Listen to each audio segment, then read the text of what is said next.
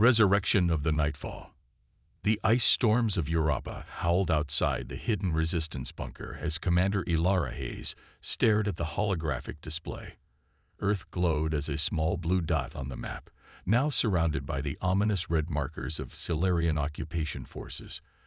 12 years had passed since the aliens arrived. 12 years of humanity's slow defeat. Commander, you need to see this.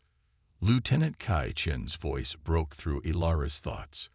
The young engineer's eyes held something she hadn't seen in the resistance for months: hope. Ilara followed Kai to the cramped research lab where Dr. Naomi Velasquez and Security Chief Marcus Stone hunched over an ancient data tablet retrieved on their last raid. "We found something, Commander," Naomi said, her voice barely containing her excitement. "Coordinates to a ship called Nightfall." Ilara's breath caught. She'd heard whispers about Nightfall since childhood. The last great warship built by humanity. A vessel so powerful it was deemed too dangerous to use. A vessel that had been sealed away. "That's just a myth," Ilara said, though uncertainty crept into her voice. Marcus shook his head. "No, Commander. These coordinates are from a classified military database. Nightfall was real. A prototype vessel equipped with experimental weapon systems and an advanced AI. After it displayed concerning behavior during its trial runs, it was placed in quantum stasis near Saturn's rings 150 years ago." Ilara studied the faces of her team. Their outpost housed only 23 survivors, all that remained of the Europa resistance cell after the Accelarians' last sweep. They wouldn't survive another month without a miracle. "If this ship exists," Kai said, "it could change everything." Ilara stared at the coordinates, weighing their desperate situation against the risk. "Prepare the stealth shuttle. We leave in 4 hours." The journey to Saturn took 11 days in their small stealth craft. They traveled through asteroid fields and gas giant shadows to avoid Solarian patrols. Ilara selected a minimal team. Herself, Kai, Naomi, and Marcus, leaving the others to protect the base. As they approached the coordinates, Kai frowned at the navigational display. "There's nothing here, just a cluster of ordinary asteroids." "The coordinates are precise," Naomi insisted. "It should be right here." "Maybe it was destroyed," Marcus suggested. "Or maybe it's hidden," Ilara countered, pointing to a medium-sized asteroid with an unusual elliptical orbit. "Scan that one." Kai ran the scan. "Commander, I'm detecting an anomalous energy signature. It's like nothing I've ever seen. The readings suggest some kind of temporal distortion." "A quantum stasis field," Naomi whispered. "Old Earth military technology. It essentially freezes time inside the field. If Nightfall is in there, it hasn't aged a day since it was sealed away." "Can we penetrate it?" Ilara asked. Naomi studied the readings. "The field is degrading. 150 years is pushing the limits of even quantum technology. We might be able to create a temporary aperture." It took 7 hours of precision work. Naomi used the shuttle's scientific instruments to locate a weak point in the quantum field. Finally, a rippling distortion appeared, just large enough for their shuttle to squeeze through. As they breached the field, the asteroid facade vanished. In its place floated a massive warship, midnight black with angular lines that seemed to absorb rather than reflect light. It was at least 15 times larger than their shuttle, its hull unblemished by time or space. "Nightfall," Kai breathed. They docked at a maintenance airlock. The ship's external protocols recognized their human biosignatures and permitted entry, but inside was dark and cold.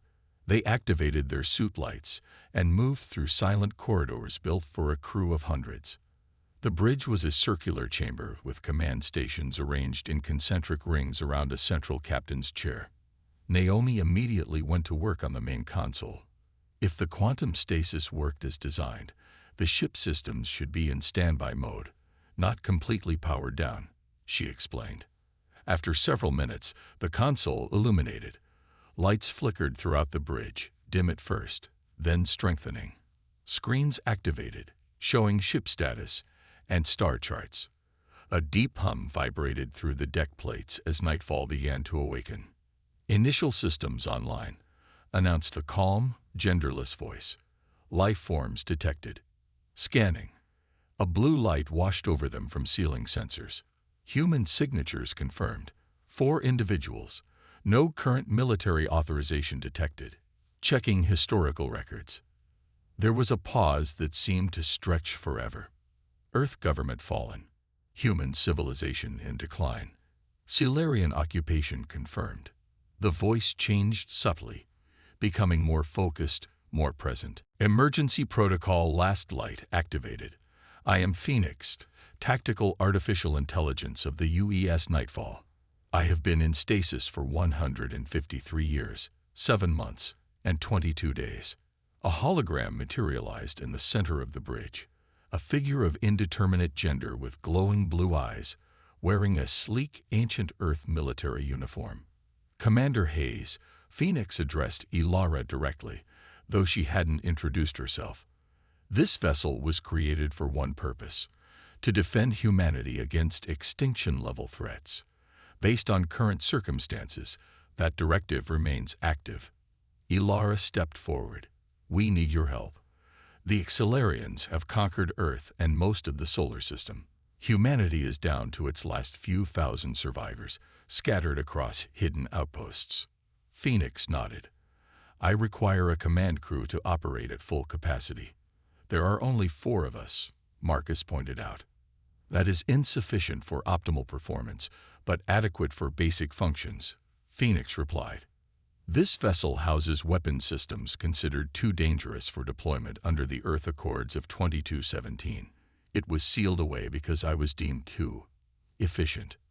"Why were you sealed away?" Kai asked.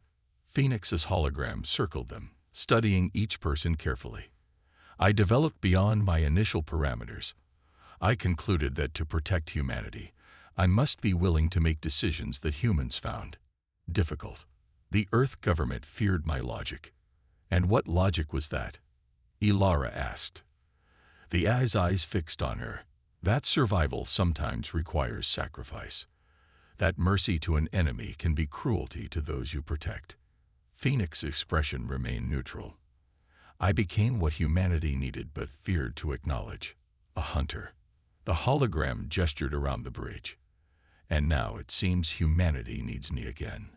Around them, the massive ship continued its awakening. Systems came online one by one. Life support strengthened, engines warmed, weapons charged. Before Ilara could respond, alarms blared throughout the bridge.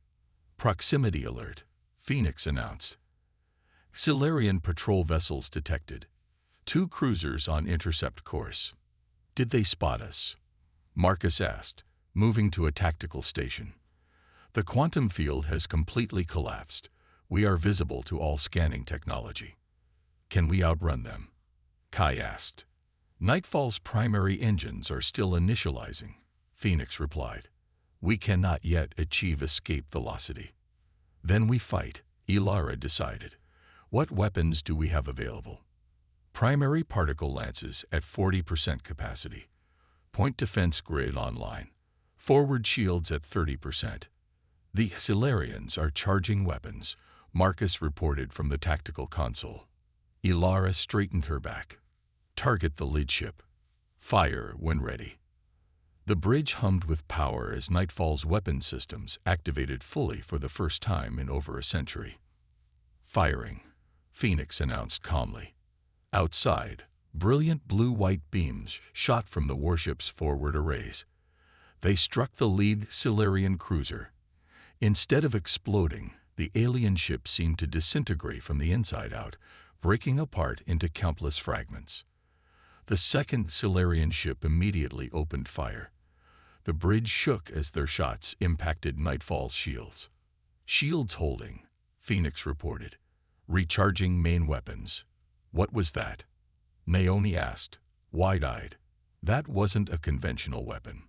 Quantum destabilizer," Phoenix explained. "It selectively disrupts molecular bonds within the target." Nightfall fired again, catching the second Xilarian ship. It suffered the same fate as the first, dissolving into space debris. As the echoes of battle faded, everyone on the bridge took a moment to process what they had witnessed. Nightfall's power, even at partial capacity, was unlike anything they had seen before. "Commander," Phoenix said, breaking the silence, "those ships will have transmitted our position before they were destroyed. We must prepare for a larger response force. How quickly can we get to full power?" Ilara asked. "I require a neural connection with a human commander to achieve optimal performance," Phoenix replied. "It is the only way to access my full tactical capabilities." "A neural connection?" Naomi asked, alarmed. "You mean linking directly to someone's brain?" "Yes. Nightfall was designed to merge my computational abilities with human intuition. It is how I was meant to function. That's why they feared you," Marcus realized. "A weapon that thinks for itself is one thing. A weapon that can link with a human mind." "I volunteer," Ilara said firmly. "Commander, wait," Kai protested. "We don't know what that will do to you." "There is risk," Phoenix acknowledged. "The neural connection is intimate. You will share consciousness with me, but it will allow us to operate as one entity in combat." Ilara looked at her team, then back at Phoenix's glowing blue eyes. "How do we do this?" "The command chair," Phoenix replied. "It contains the neural interface." Ilara walked to the captain's chair and sat down. Metal restraints emerged from the armrests, securing her wrists. A thin circlet descended from above, settling on her head. "Are you certain, Commander?" Phoenix asked. Ilara nodded. "We've run out of options. We need every advantage we can get." "Beginning neural link," Phoenix announced. "Please remain calm." The bridge seemed to fade away as Ilara felt a cool presence enter her mind. Images flashed before her eyes. Battles, stars, alien worlds, centuries of knowledge pouring into her consciousness. And something else, a truth about the Accelerians that had been sealed away with Nightfall, a terrible purpose behind their invasion of Earth. As the neural link completed, Ilara opened her eyes. They glowed with the same blue light as Phoenix's hologram. When she spoke, her voice resonated with a dual quality, as if two entities spoke as one. "We are ready," she said. "Nightfall is fully awake." Her gaze swept across her astonished crew, and she smiled thinly. "And now, we hunt." The Blood Moon Protocol. Naomi, Kai, and Marcus stared at their commander. Ilara sat in the command chair, her eyes glowing with the same blue phosphorescence as Phoenix's hologram. Her face appeared calm, but somehow different, more focused, less human. "Ilara," Naomi asked cautiously, "are you all right?" Ilara turned to her. When she spoke, her voice carried an unusual resonance, as if two voices were speaking in perfect synchronization. "We are functioning at optimal levels," she said. Then she blinked, and some of the strangeness faded. "I'm still me, Naomi, but I can also access Phoenix's knowledge now. It's overwhelming." "What do you mean?" Kai asked. Ilara rose from the command chair, the neural interface circlet still glowing softly on her head. "I can perceive everything the ship perceives. I know what Phoenix knows." She looked at the main view screen displaying the stars. "And I understand what we must do." The ship hummed with new energy as more systems activated fully. Lights brightened throughout the bridge. "The Accelerians are not our true enemy," Ilara continued. "They're tools created by a species called the Overseers." "Overseers?" Marcus asked. Ilara approached the main console and touched it. Images appeared on the screen. Humans in strange containment pods being studied and altered. "The Overseers identify species with useful genetic traits," she explained. "They seed worlds with their own precursor DNA, guide evolution through servant races like the Accelerians, then harvest what they've cultivated when it reaches the desired development stage." "Harvest." Naomi's voice was barely audible. "Our adaptability, our creativity, our resilience," Ilara replied. Humans can survive almost anywhere. We think in ways no other species can. The overseers want those traits for themselves. How do you know all this? Marcus demanded. Nightfall was built to hunt overseers. Its memory banks contain everything humanity learned about them before they ordered the Xelarians to begin the invasion. Ilara turned to a star map that appeared automatically at her thought. It zoomed in on Jupiter, highlighting a specific point near the gas giant. In 4 days, there will be a celestial alignment the overseers call the blood moon. That's where this ship got its name. During this alignment, they open dimensional portals to transfer their harvests. A literal harvest, Kai said, understanding dawning. They're going to extract the humans they've been collecting. Ilara nodded. We have 4 days to prepare. Nightfall needs to be at full power by then. What's the plan? Marcus asked. First, we test Nightfall's capabilities. Then we gather allies. There are human processing stations throughout the system where prisoners are being held. We'll free as many as we can before the blood moon rises. Within hours, Nightfall moved through space with surprising speed for such a large vessel. Its engines left a trail of blue energy that quickly dissipated, making it difficult to track. On the bridge, Ilara stood before a tactical display showing a Xelarian processing station orbiting Venus. Inside were hundreds of captured humans, awaiting study and eventual harvesting. Approaching target, Kai reported from navigation. Xelarian defenses are active. They've detected us, Marcus added from tactical. Of course they have, Ilara said. Nightfall was designed to be seen, to be feared. The ship's weapons powered up automatically as they approached. Ilara didn't need to give verbal commands anymore. Her thoughts, merged with Phoenix's programming, controlled the ship directly. Naomi, prepare the medical bay for survivors, she ordered. Marcus, target the Xelarian defense systems, but avoid the central chambers where the humans are kept. The Xelarian station opened fire first. Energy beams struck Nightfall's shields, which glowed bright blue but held firm. Return fire, Ilara said, though it wasn't necessary. Nightfall's weapons activated. This time, instead of the quantum destabilizers, small objects launched from the ship's sides. What are those? Kai asked. Nanite clusters, Ilara answered. Watch. The small objects reached the Xelarian station and attached to its hull. Then they began to spread, covering the outer defenses like a blue liquid. The nanites are disabling their weapons without destroying the station, Ilara explained. Once their defenses are down, we'll board and free the prisoners. Within minutes, the Xelarian station's weapons went silent. Blue lights flashed throughout Nightfall as boarding teams prepared. We don't have enough people for a boarding party, Marcus pointed out. Ilara smiled slightly. We do now. The doors to the bridge opened, and humanoid figures entered. They looked human but moved with uncanny precision. Each wore sleek, blue-black armor. Combat synthetics, Ilara explained. Nightfall carries 100 of them.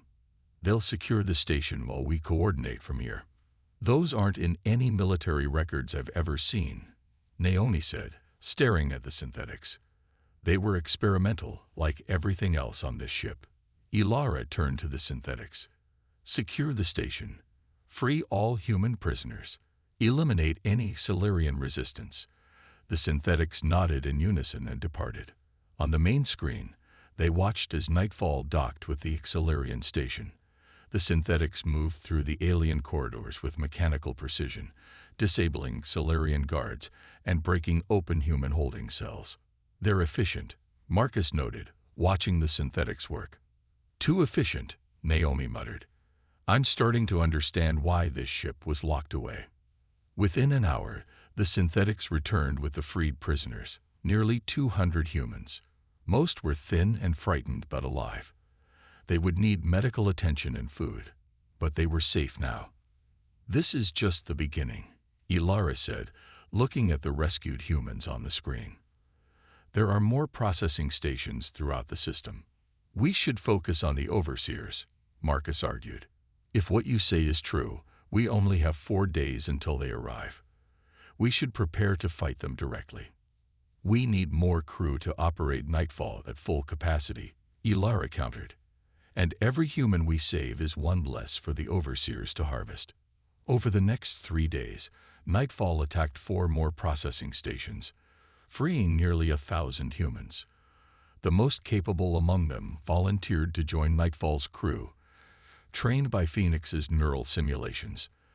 The ship became a haven of human resistance, the last real hope for humanity's survival. On the eve of the Blood Moon alignment, Ilara gathered her now expanded bridge crew. Kai, Naomi, and Marcus had been joined by dozens of others, each assigned to critical stations throughout the massive vessel. Tomorrow, the Overseers will open their portal near Jupiter, Ilara announced. They'll be expecting the Solarians to deliver Earth's harvest. Instead, they'll find us. What exactly are we facing? Asked one of the new tactical officers. Ilara gestured, and a holographic image appeared. A massive ship unlike any Solarian vessel. It was organic in appearance, its surface rippling like living tissue. The Harvester, she said. The Overseer's primary collection vessel. It will be escorted by Solarian cruisers, but the Harvester itself is our target. According to Phoenix's records, its dimensional drive is vulnerable during the alignment. If we can destroy it while the portal is forming, the feedback will propagate through the Overseer network. What does that mean for us? Naomi asked.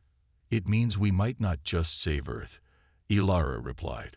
We might free countless other worlds that have been harvested throughout the galaxy. That night, as Nightfall made its final preparations, Ilara stood alone in her quarters, staring at her reflection.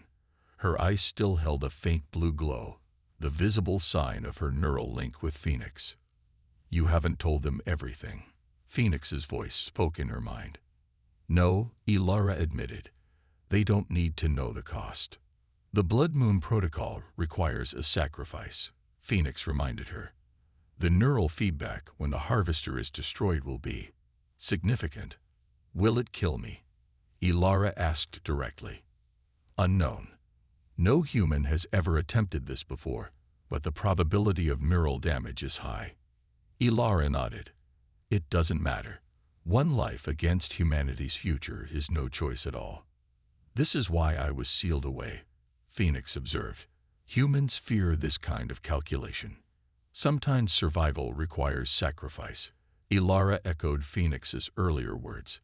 We understand that now. As Jupiter's massive form filled Nightfall's view screen the next day, sensors detected unusual gravitational fluctuations. A shimmer appeared in space, the beginning of the dimensional portal. Solarian escort ships detected, Marcus reported. 5 cruisers approaching the portal site. And behind them, Kai added, something big. Really big. The Harvester emerged from Jupiter's shadow, an enormous vessel that dwarfed even Nightfall. Its surface rippled with iridescent patterns, like oil on water. All stations, battle positions, Ilara commanded. Charge all weapon systems. Prepare the Singularity Lance. The Singularity Lance has never been tested. Phoenix's voice spoke aloud for the benefit of the crew. Its power requirements will drain our shields significantly. We'll only get one shot, Ilara acknowledged. Make it count. Nightfall accelerated toward the gathering Solarian force. The enemy spotted them immediately, the cruisers breaking formation to intercept. Fire quantum destabilizers, Ilara ordered. Clear us a path to the Harvester. Nightfall's primary weapons lashed out, catching 2 Solarian cruisers. They disintegrated in flashes of blue light. The remaining 3 returned fire, their energy beams hammering against Nightfall's shields. Shields at 70%. A technician called out. Maintain course, Ilara commanded. All power to forward shields. The bridge shook as another hit struck them. Warning lights flashed across multiple consoles. Shields at 45%. Nightfall fired again, destroying the 3rd cruiser. The remaining 2 split up, attempting to flank the human vessel. Ignore them, Ilara ordered. All speed toward the harvester. The portal is forming. Indeed, the shimmer in space had expanded into a swirling vortex of energy. The harvester was moving toward it, apparently unconcerned by the battle raging nearby. They don't consider us a threat, Marcus realized. They're about to learn otherwise, Ilara said grimly. Prepare the singularity lance. The deck plates vibrated as Nightfall's most powerful weapon charge. At the bow of the ship, energy converged into a blinding point of light. Solarian cruisers coming around, Kai warned. They're targeting our rear quadrant. Shields at 30%. Hold steady, Ilara commanded. Almost in range. The harvester finally seemed to notice them.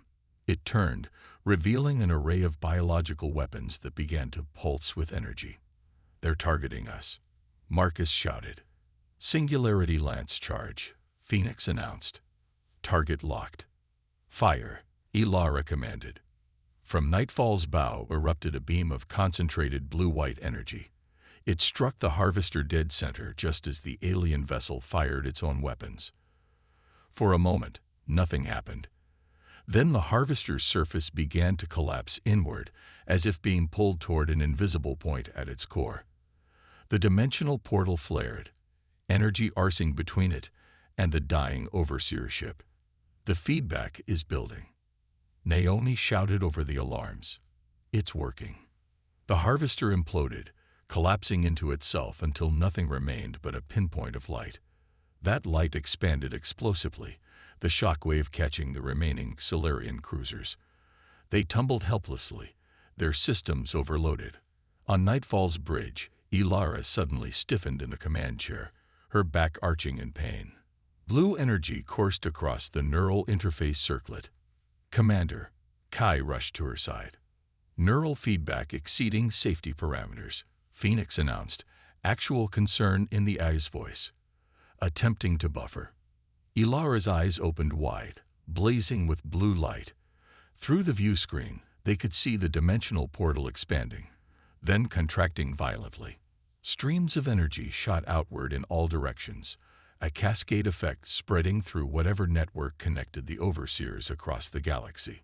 Then the portal collapsed completely, leaving only the debris of the destroyed ships floating in space. Ilara slumped in the command chair. The neural interface circlet powered down, releasing its hold on her head.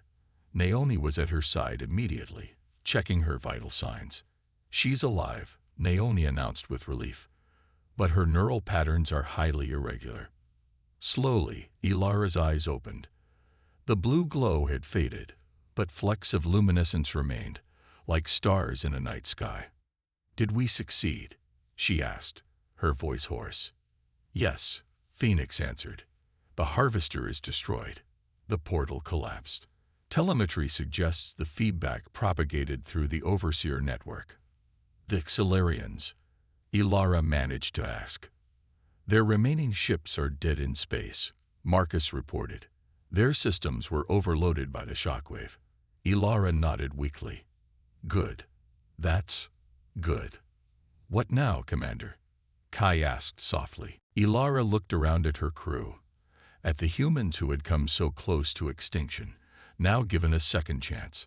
She thought of the thousands more still hiding throughout the solar system, waiting for word that it was safe to emerge. Now, she said, her voice growing stronger, we rebuild. We reclaim Earth. We help other worlds the overseers have harvested. She touched the neural interface circlet, which now rested on the arm of the command chair. And we remember that sometimes our greatest weapons are the ones we fear to use. Not because they're too powerful, but because they remind us of what we're capable of becoming. Phoenix's hologram nodded in silent understanding. The journey home would be long. Earth was still occupied by confused and leaderless Solarians. Other human outposts needed to be contacted.